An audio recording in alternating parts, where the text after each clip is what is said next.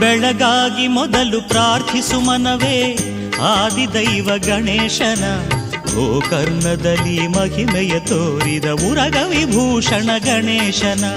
ಬೆಳಗಾಗಿ ಮೊದಲು ಪ್ರಾರ್ಥಿಸು ಮನವೇ ಆದಿದೈವ ಗಣೇಶನ. ಗೋಕರ್ಣದಲ್ಲಿ ಮಹಿಮೆಯ ತೋರಿದ ಉರಗ ವಿಭೂಷಣ ಗಣೇಶನ.